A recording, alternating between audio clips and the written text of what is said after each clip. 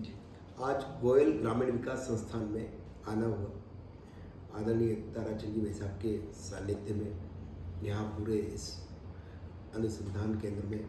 पूरे हर जगह, चाहे से वाटिका हो, चाहे से खेती के काम हो, चाहे से यहाँ की घोषणा हो, या चाहे से जो हम आगे प्रयोग कर रहे हैं, उन सबको देखने का अवसर मिला। और देखने के बाद ऐसा लगा कि आज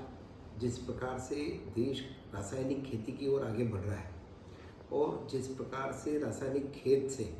खेती से बीमारियां, जो इस तरह की बीमारियां जो नासूर बनती जा रही है, ऐसे में हमें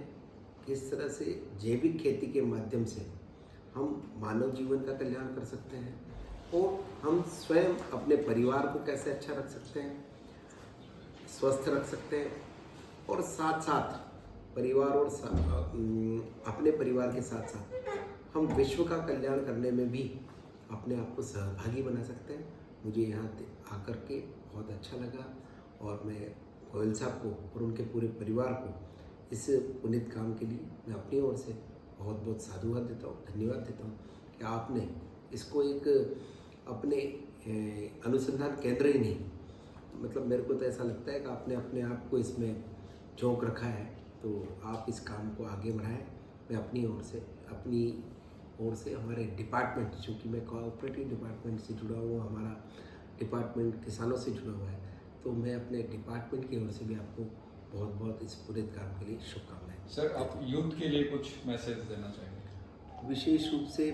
युवाओं की बात आप कर रहे हैं, तो हम जो ये जैविक खेती की बात जब करते हैं तो कहीं ना कहीं हम युवाओं को ध्यान में रखते हुए,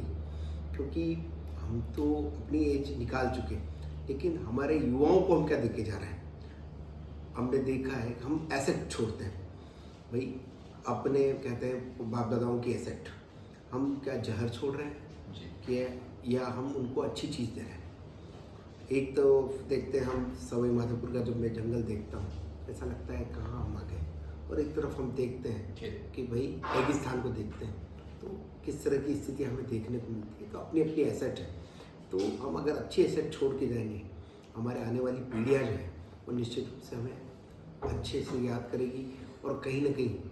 अगर हमने इसी तरह से कोई परिवर्तन करने का काम नहीं किया और इसी तरह से हमने इस कैंसर रूपी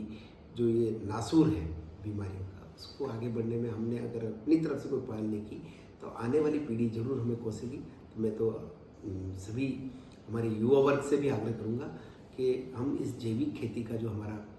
ये अनुसंधान जो भाई साहब ने चलाया है, इसमें यहाँ आएँ, देखें और अपने यहाँ पे भी हम इसका प्रयोग करके, क्योंकि एक ऐसा भ्रम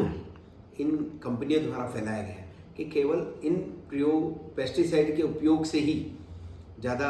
हम प्रोडक्ट ले सकते हैं। हम अगर चाहें इन जैविक खेती के माध्यम से भी उससे ज़्यादा उत्पादन हम लेकर के हम आर्थिक रूप से भी मजबूत होंगे और हम अपने आने वाली पीढ़ी को निश्चित रूप से एक अच्छा जो है उनको भविष्य देंगे, ऐसा मुझे पूरा विश्वास है। आज आप सब पूरी यहाँ की टीम को भी मैं विशेष रूप से धन्यवाद दूंगा कि बहुत अच्छे से लगभग 1.5-2 घंटे तक आपके साथ रहने का अवसर मिला। बहुत अच्छी टीम है, आप सब पूरी टीम वर्क के साथ आगे भी काम करें, ऐसी मेरी शुभकामनाएं। Thank you sir.